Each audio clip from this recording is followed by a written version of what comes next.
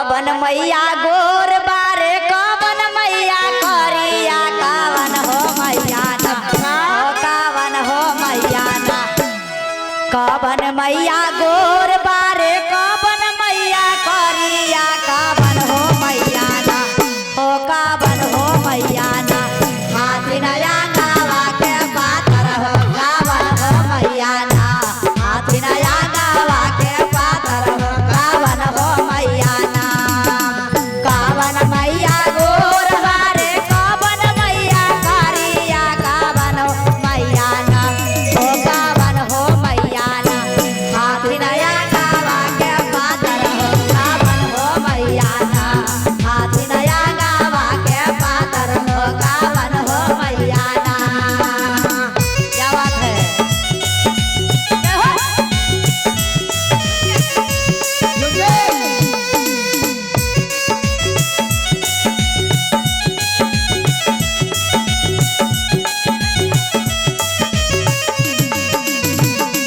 जय हो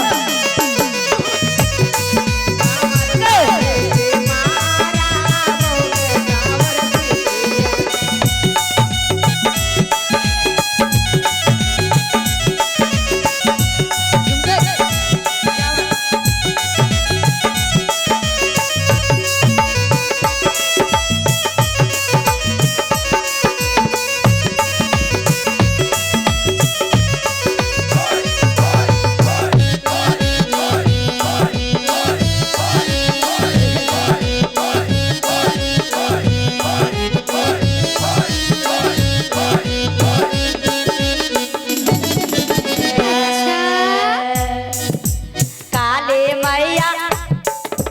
दुर्गा मैया गोर बारे काली मैया करिया से तर हो मैया ना दुर्गा मैया गोर बारे काली मैया करिया से तर हो मैया ना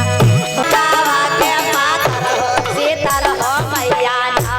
हाथी नया गावा के पातर हो सीतर हो मैया ना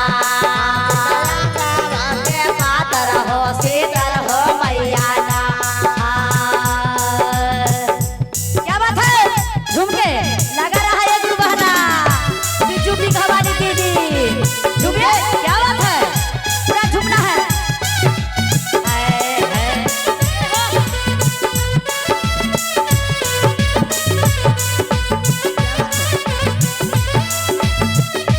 देवे मैया ताली दीदी ए दीदी काहे ऐसे करी खा दीदी मोबाइल में रखा ना दीदी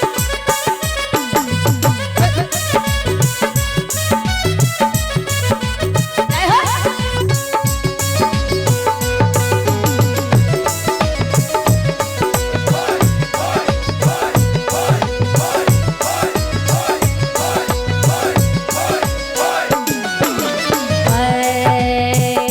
माता रानी से कहती हूँ कैसे? कि कौन माँ कौची देते हैं और कौन मैया कौची देते हैं। भजन के माध्यम से। हाँ हाँ दुर्गा मैया पियरी पे काली मैया चुनरी हो शीतल हो मैया ना दुर्गा मैया चुनरी पे काली मैया पियरी हो शीतल हो मैया ना हो शीतल हो मैया ना हो शीतल हो मैया ना करथिन सोला हो सी गरवा हो शीतल हो मैया ना करथिन सोला हो सी गरवा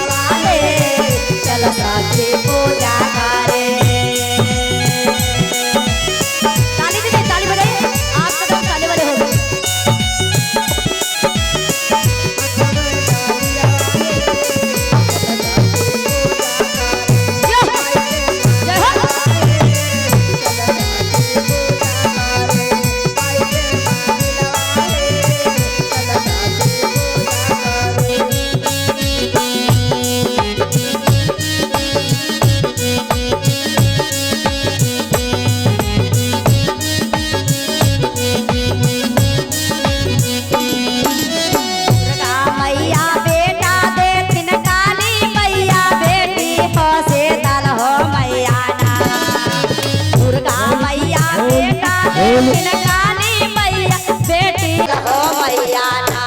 देथिन सोला हो